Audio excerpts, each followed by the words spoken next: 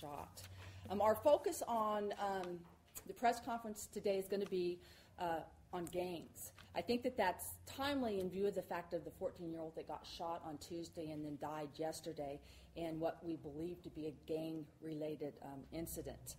I think that we all can appreciate, and certainly you all in the media, the havoc that occurs in our community due to the activity of gangs. Families can be torn apart due to the loss and victimization of loved ones, and innocent people are often caught in the crossfire. Gangs are getting more sophisticated, and this is kind of a frightening reality, but it is a reality, and getting more structured. They often operate like a business and have a structure like a business, and they organize and work with each other. And this is something that we have found to be new in the last couple of years. They're working with each other to accomplish their criminal goals.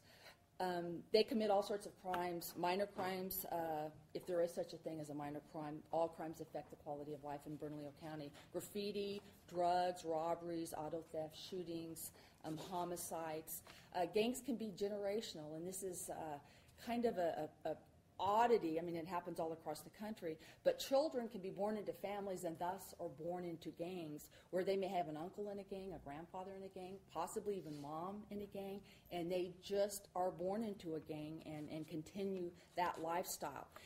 There are also very difficult cases to prosecute, and we've hit upon that in the past, and we don't win all of our trials. It's a difficult task because in a lot of gang crimes, we have witnesses who are gang members. We have witnesses that are rival gang members. We have people with convictions. We have people that are intimidated and don't want to testify. We have people that don't want to cooperate. And so they present a very unique challenge. And another interesting thing is that we think, or maybe the public thinks, that once someone gets convicted, they do their time, they're put away in the prison system, and their gang activity ceases. But we all know that gangs are a very real part of the Department of Corrections, and they can continue their business. And a lot of that is drug dealing and getting drugs into the Department of Corrections, ordering hits for people on the outside. And so it doesn't end if we get a substantial sentence. We have 9,000 validated gang members in Bernalillo County, over 300 groups that claim a gang affiliation.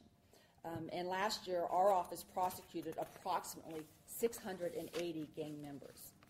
The 2nd Judicial District Attorney's Office is the only office in the state of New Mexico with a gang prosecution division, and that has been so for a number of years.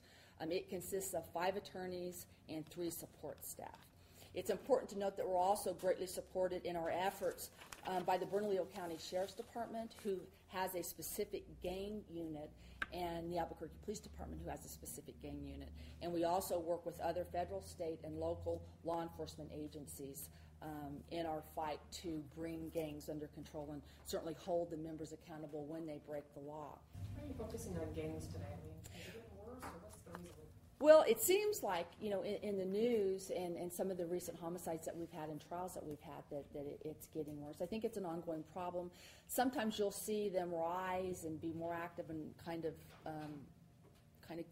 go below the radar. I think that gangs tend to be, or it seems to be more of a problem in the summer months with warmer weather.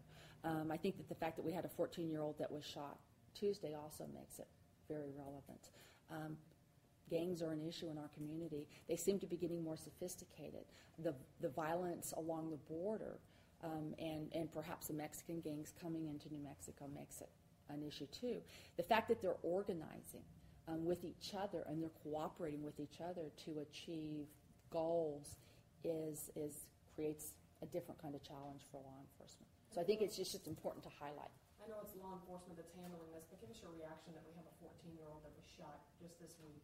I mean, it just seems so young. Well, it is. It's young, and the case is pending, so I'm limited as to what I can say. But I think we can all identify a 14-year-old standing out in front of his house, and he's shot dead. That's frightening. For us who have children, it's frightening for us who don't have children. It's frightening for anyone who stands out in front of their house in their front yards. I mean, I think that we can all see ourselves as potential victims.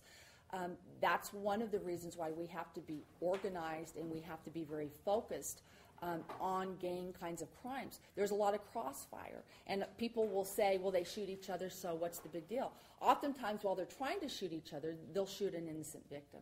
And it's a very big deal, and it just really wreaks havoc in our community, and so it is a priority.